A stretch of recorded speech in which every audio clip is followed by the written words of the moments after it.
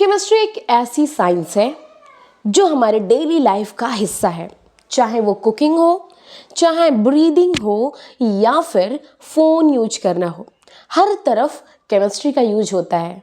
But chemistry समझने के लिए आपको उसके कुछ कॉन्सेप्ट, बेसिक कॉन्सेप्ट क्लियर होने चाहिए।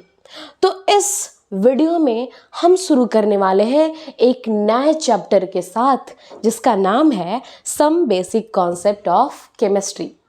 सो बच्चों, स्वागत है आपका हमारे आपके अपने स्टडी चैनल फिजिक केम पर, जहाँ पर आपके सारे कॉन्सेप्ट्स होते हैं क्रिस्टल क्लियर और साथ ही साथ आप सभी कॉन्सेप्ट्स को लर्न भी कर लेते हैं।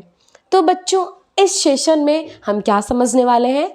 हम समझने वाले हैं one of the most important chapter of chemistry, that is some basic concept of chemistry. मैंने मोस्ट इम्पॉर्टेंट क्यों कहा पता है?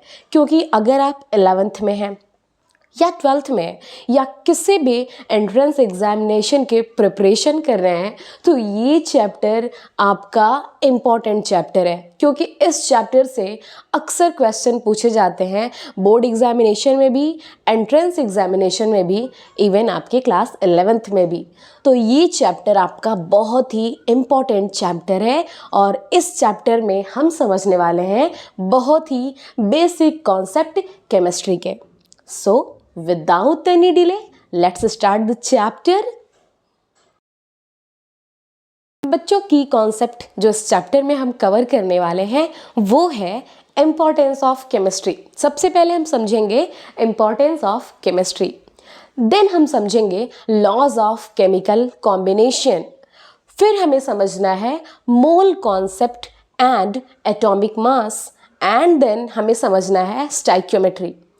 अगर मैं फिर से आपको याद दिला दूं कि कोई भी एंट्रेंस एग्जाम की आप प्रिपरेशन कर रहे हैं तो ये पॉइंट्स जो हैं आपके लिए बहुत ज़्यादा इंपॉर्टेंट है, जिसमें सबसे ज़्यादा इंपॉर्टेंट है मोल कॉन्सेप्ट एंड एटॉमिक मास। इसको तो बिल्कुल भी किसी भी पॉइंट को नहीं मिस करना है। मोल कॉन्सेप्ट आपका सबसे इम्पॉर्टेंट पॉइंट है। लेकिन हम सबसे पहले स्टार्ट करते हैं इम्पॉर्टेंस ऑफ केमिस्ट्री को समझना, और यहाँ से हमारी जर्नी स्टार्ट होती है some basic concept of chemistry का। तो चलिए स्टार्ट करते हैं। सबसे पहला point, importance of chemistry. What is chemistry? बच्चों, सबसे पहले हमें समझना है कि केमिस्ट्री क्या है। तो सबसे पहले केमिस्ट्री का डेफिनेशन समझते हैं। Chemistry is the science that studies about matter. Science है केमिस्ट्री एक जो मैटर के बारे में बताता है। अब ये मैटर कैसे? Matter what things are made up of, how they change, how they react to each other, इन सब के बारे में हमें कौन बताता है? Chemistry. Everything around us, from the air we breathe and the food we eat, involves chemistry. Now the question is, why is chemistry important? Okay, point by point हम देखते हैं कि कैसे केमिस्ट्री important है। सबसे पहले डेली लाइफ में देखिए, cooking, cleaning, digestion, even breathing, इन सब में केमिकल रिएक्शंस इन्वॉल्व हैं। सेकेंड, अगर हमें कोई दिक्कत हुई, डाइजेशन नहीं सही से हो रहा है, तो हम लेते हैं मेडिसिन्स। अब सारी मेडिसिन्स जो हैं वो किससे मिलकर बनी होती हैं? केमिकल रिएक्शंस के ही थ्रू बनी होती हैं। तो मेडिसिन्स कैसे बनी हुई हैं? केमिकल रिएक्शंस के थ्रू। आप देख सकते हैं कि केमिस्ट्री कितना इंपॉर्टेंट है मेडिसिन्स में भी। तो बच्चों, आपको पता है इंडस्ट्रीज में भी केमिस्ट्री का यूज होता है। वो कैसे? सोप बनाने में, प्लास्टिक फर्टिलाइजर्स बनाने में, फ्यूल्स बनाने में। इसके अलावा एनवायरनमेंट में कैसे यूज होता है?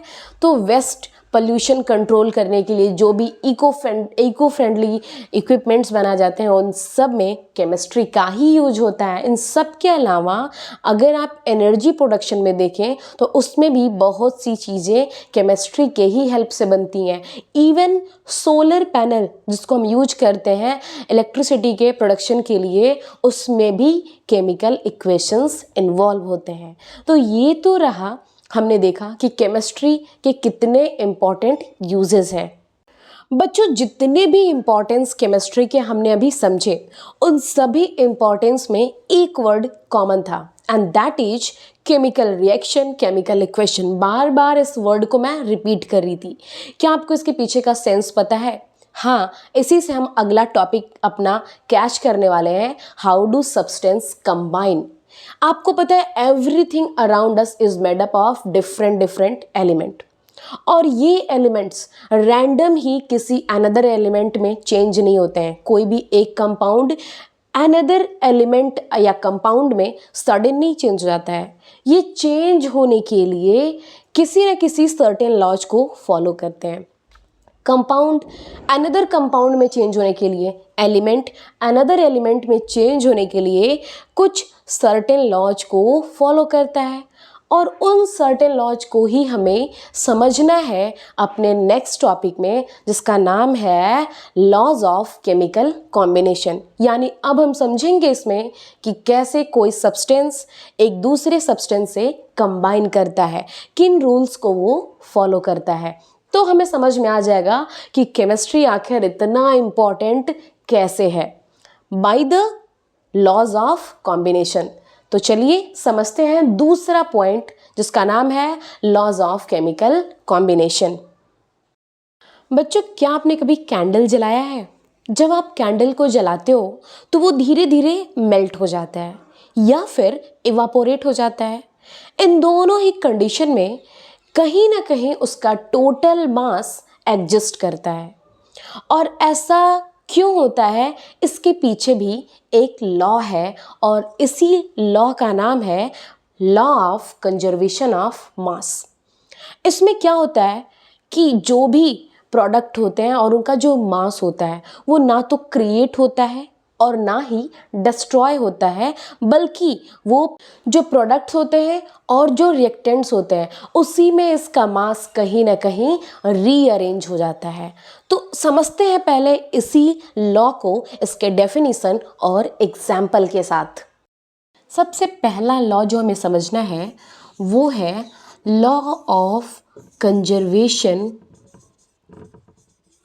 लॉ ऑफ कंजर्वेशन ऑफ मास। इसी लॉ को हमें समझना है। इस लॉ को समझने के लिए आप इसमें एक छोटी सी बात ये भी समझ सकते हैं, mass is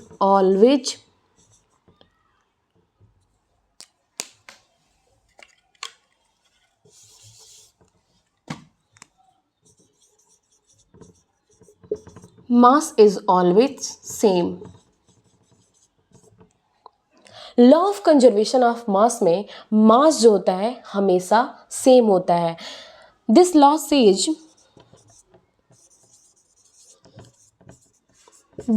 says that mass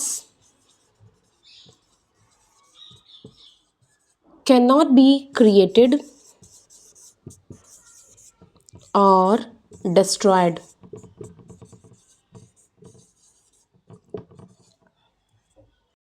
Mass cannot be created or destroyed in a chemical reaction.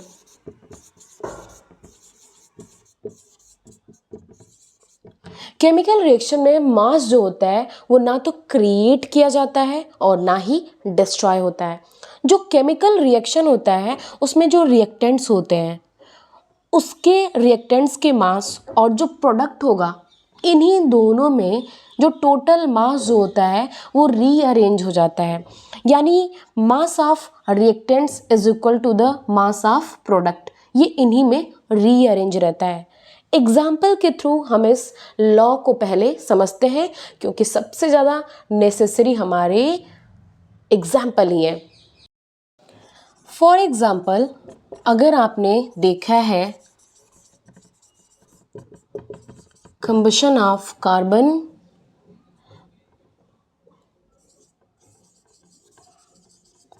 to form CO2,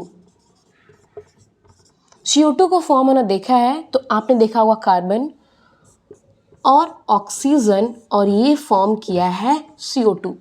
चलो हम इसके मास को रीअरेंज करते हैं। तो आपको पता है कि कार्बन का मास कितना होता है 12, ऑक्सीजन का कितना होता है 16, बट 2 है, 16 इंटू 2। और इधर तो पहले अब इसको देख लीजिए, तो ये आपका रिएक्टेंट जो कार्बन और ऑक्सीजन है, इसका जो मास हुआ वो हुआ, ये आपका 32 ग्राम है, तो ये आपका हो गया 44 ग्राम। यहाँ देखिए CO2, इसका आपने कितना लिया है, अगेन ये आपका 12 है, और ये कितना है 32 ग्राम, तो देखिए ये भी आपका 44 आया। मास जो है वो दोनों ही तरफ इक्वल है, यानी इस लॉ को ये फॉलो कर रहा है, लॉ ऑफ कंजर्वेशन ऑफ मास को। इसमें मास जो है पहले जितना था उतना ही बाद में है, ना तो ये इसमें एक्स्ट्रा यहाँ पे ऐड हुआ है और ना ही इसमें से ज़रा भी यहाँ पे ख़त्म हुआ है, ये इसी में रीअरेंज हो गया है, कहीं से भी ये डिस्ट्रॉय और क्रिएट नहीं किया गया है। इस तरह से बहुत से रिएक्शंस इसी लॉ को फॉलो करते हैं। एक और एग्जांपल लेके देखते हैं। चलो एक हम डेली एग्जांपल, डेली लाइफ में जो हम यूज करते हैं वाटर, वो फॉर्म कैसे होता है। तो ये जो आपका H2O है, ये फॉर्म हुआ रहता है H2 और O2 से फॉर्म हुआ रहता है, ठीक है, 2H2O2 2H2O। आपको पता है यहाँ पे H2O है, ये ऑक्सीजन है, और यहाँ पे हाइड्रोजन के हमने 2 पार्ट लिए हैं, 2H2 है, ठीक है। तो सबसे पहले आपको पता है कि हाइड्रोजन का मास कितना होता है, तो 2 होता है, लेकिन 2 पार्ट है इसलिए ये 4 ग्राम। ऑक्सीजन का पता ही है 16 होता है, 16 इंटू 2 आपका कितना हो गया 32 ग्राम।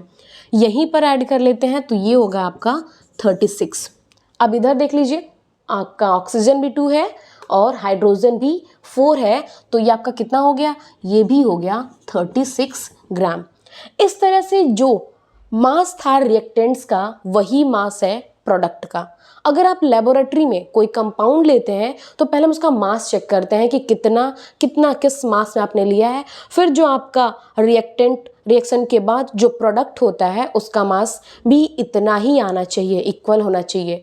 अब मान लो कि हमने CaCO3 लिया, कैल्शियम कार्बोनेट। इस कैल्शियम कार्बोनेट को हम हीट करेंगे, और जब हम इसको हीट करते हैं तो ये डिकम्पोज होता है CaO calcium oxide and carbon dioxide में। अब अगर मान लो कि हमने कैल्शियम कार्बोनेट को लिया है 100 ग्राम, अगर हमने 100 ग्राम कैल्शियम कार्बोनेट लिया है तो हमारा कैल्शियम ऑक्साइड जो है ये 56 ग्राम और CO2 जो है हमारा 44 ग्राम। तभी जाकर के ये जो है इक्वल करोगे आप तो ये 100 ग्राम आएगा। आप देख सकते हो कि जो मास है रिएक्टेंट का वही मास है प्रोडक्ट का, कहीं से भी मास ना तो क्रिएट हुआ है ना डिस्ट्रॉय हुआ है। तो इस एग्जाम्पल में, इस लॉ में मास ना तो क्रिएट होता है और ना ही डिस्ट्रॉय होता है, और इस रूल पे, इस लॉ पे क्वेश्चंस भी आते हैं। अब हम एक क्वेश्चन देखते हैं कि किस तरह के क्वेश्चन इस लॉ पे पूछे जाते हैं। तो आपको थ्योरी तो समझ में आ गई, कॉन्सेप्ट तो समझ में आ गया। अब हम देखते हैं कि कैसे क्वेश्चंस आते हैं इस लॉ को प्रूफ करने के लिए। सबसे पहले आपको देखना है कि किस तरह के क्वेश्चंस इस लॉ से रिलेटेड पूछता है। तो देखो, एक क्वेश्चन पूछा गया है किसी प्रीवियस एग्जाम में, 2 ग्राम of hydrogen, 2 gram of hydrogen reacts with 60 gram of oxygen, 60 gram of oxygen to form water, to form water. What is the mass of water?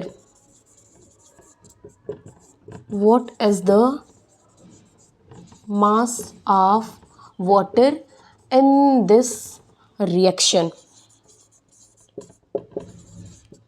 तो आपको पता है कि इस रिएक्शन में कौन से लॉ को फॉलो किया जाएगा। क्या पूछा जा रहा है कि 2 ग्राम of hydrogen, 2 gram of hydrogen जो है ये रिएक्ट करता है 16 ग्राम ऑफ ऑक्सीजन से और फॉर्म करता है वाटर। तो आपको पता है कि इस तरह के रिएक्शंस फॉलो करते हैं लॉ ऑफ कंजर्वेशन ऑफ मास को। ये आप देखते ही समझ जाओगे कि जो प्रोडक्ट, जो आपके रिएक्टेंट्स का मास होगा, यानी total mass of reactants is equal to total mass of product. तो पहला आपको क्या करना है, आपको निकालना है total mass of reactants, that is 18 gram, और यही होगा इधर भी। तो जो भी ऑप्शन में 18 ग्राम लिखा होगा वो ऑप्शन आपका सही होगा। आपको बस कैच करना है कि कैसे ये उस लॉ को फॉलो कर रहा है। तो दूसरा लॉ जो हम समझने जा रहे हैं वो है law of definite proportion. Law of definite proportion का एक और नाम है और वो है लॉ ऑफ कांस्टेंट कंपोजिशन।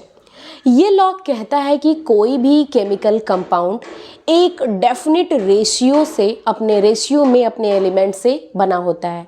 यानी कोई भी केमिकल कंपाउंड के जो भी एलिमेंट्स होते हैं वो एक डेफिनिट रेशियो में इनसे बंधे होते हैं, ये चेंज नहीं होता है। समझते हैं इसको, इसका डेफिनेशन को। तो बच्चों दूसरा जो लॉ है जिसको हमने कहा लॉ ऑफ कांस्टेंट कंपोजिशन, ये लॉ कहता है कि this law says that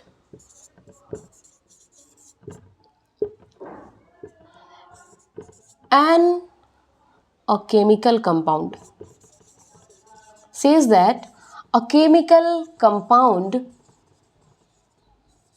always contains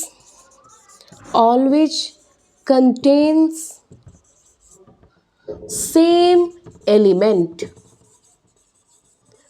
always contains same elements in a fixed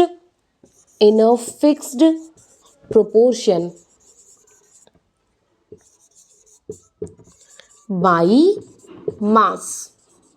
याद रखेंगे कि ये लॉ कहता है कि कोई भी केमिकल कंपाउंड जो होता है वो हमेशा एक सेम, जो भी उस केमिकल कंपाउंड के एलिमेंट होते हैं उनको फिक्स्ड प्रोपोर्शन में ही, यानी जो भी केमिकल कंपाउंड है वो केमिकल कंपाउंड हमेशा कहीं से भी, वो केमिकल कंपाउंड के जो भी रेशियो से जो उसके एलिमेंट बंधे हैं वो हमेशा सेम रहेंगे, वो चेंज नहीं होंगे रिगार्डलेस its source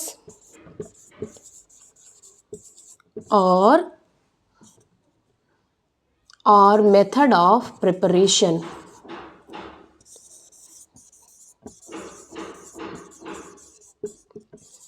चाहे वो किसी भी सोर्स से हो या फिर वो किसी भी तरह बनाया गया हो, किसी भी तरह फॉर्म किया गया हो, उनका जो रेशियो है, जिस तरह से वो एक दूसरे से फिक्स प्रोपोर्शन में बंधे हुए हैं वो चेंज नहीं होगा।